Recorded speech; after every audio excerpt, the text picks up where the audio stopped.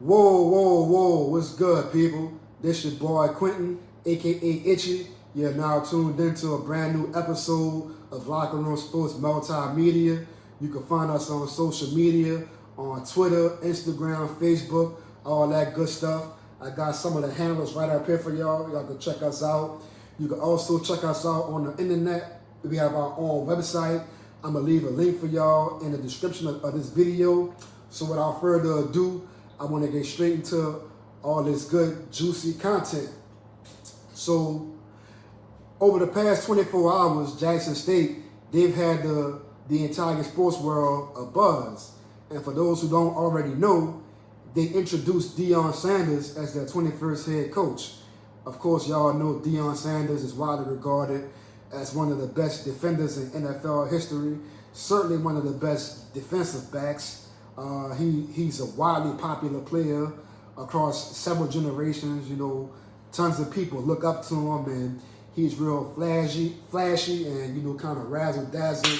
Got this real big ego. So I feel like him going to Jackson State is kind of a match made in heaven in sorts for several reasons. For one, for the most part, a lot of people really don't pay attention to the actual sports with HBCUs like Jackson State, Southern, Grambling, Texas Southern, Alabama State, Alabama A&M, FAMU. I could go on and name all these schools that people know about because of their bands, but when it comes down to like the actual, academics and, their athletics, people don't really pay attention to them by and large. Every once in a while, you'll have some players that make it to the league, whether it be NBA, NFL, sometimes even MLB, from those conferences like the SWAC and the MEAC. But again, by and large, those conferences are largely forgotten when it comes to athletics. And I think Deion Sanders being named the head coach at Jackson State will immediately change that. Just in the past 24 hours, I've seen, this story being covered on ESPN, Bleacher Report, CNN.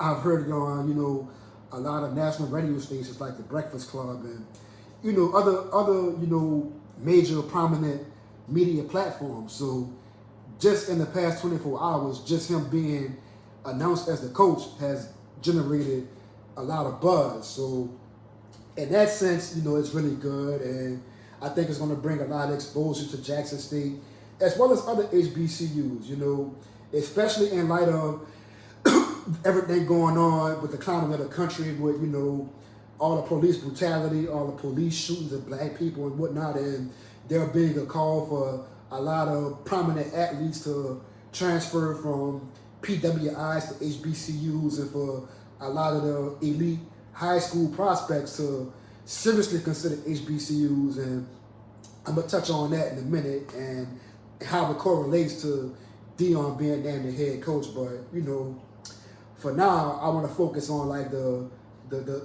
pure football aspect of this. So, like I said, Deion Sanders is real flashy.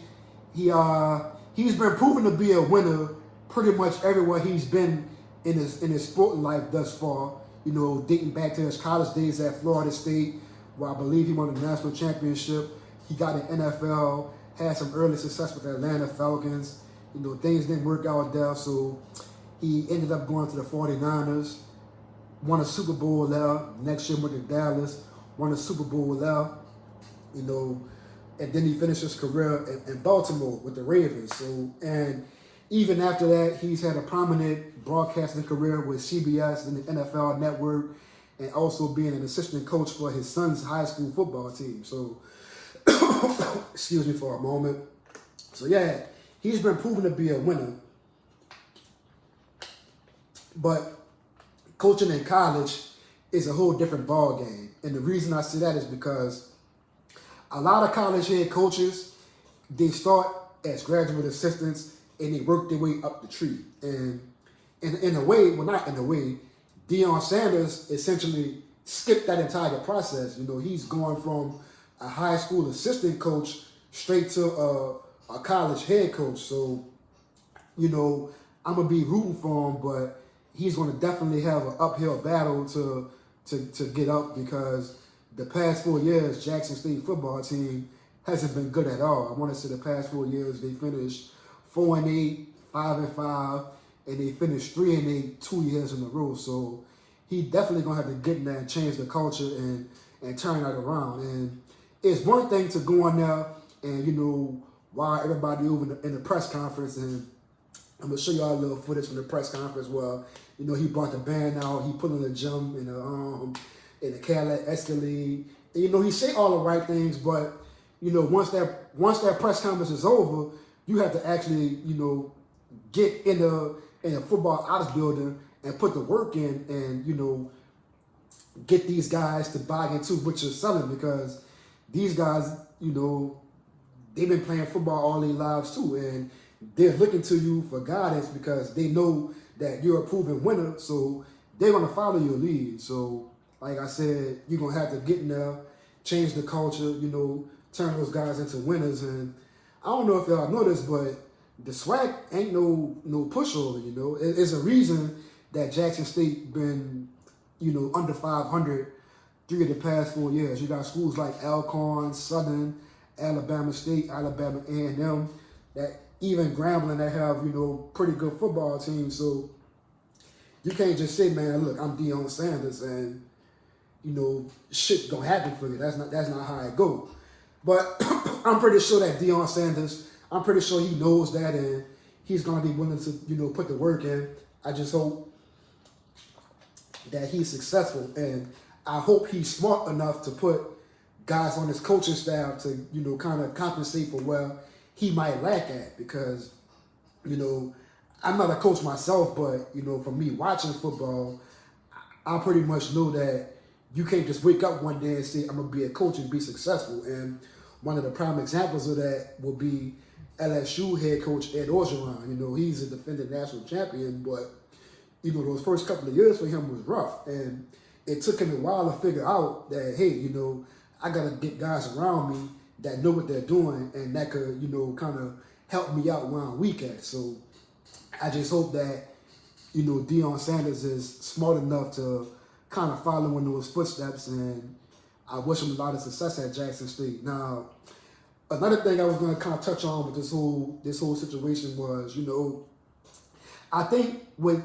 them hiring Deion Sanders, Jackson State, with them hiring Deion, I think that there's a monumental opportunity for all HBCUs to benefit from this. You know, I had a discussion with one of my colleagues the other day, and we were, you know, before the news became official, and we were talking about how, you know, imagine it's going to take a while for all the elite prospects like the 5-star guys to, you know, seriously consider going to HBCUs. But I said, you know, what if you have this 3-star guy, a 3-star prospect that's, you know, he has offers from schools like maybe Missouri, Utah State, and I'm just naming just random middle of the pack PWIs off the top of my head. So I'm not really singling nobody out for not being prominent, but let's just say schools like Utah State, New Mexico, or UNLV, schools like, you know,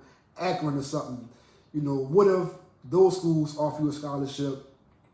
Not even them. Let's say a school like LSU, Florida offers you, and you're a 3-star prospect, and, you know, a coach sits in your living room and tells you, yeah, you know, we want to offer you a scholarship. You know, you come to our school and you will have an opportunity to compete for playing time.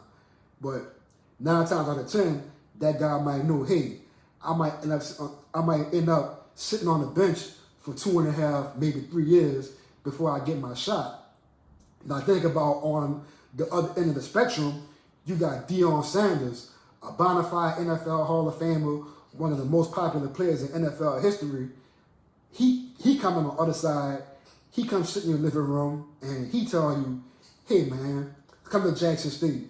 We're gonna take care of you. You know, I'm gonna do my best to get you to the league. You know, coach is gonna be down here watching you because I'm down here, and you can play immediately. So if I'm a kid, that's something that'll weigh heavily on me.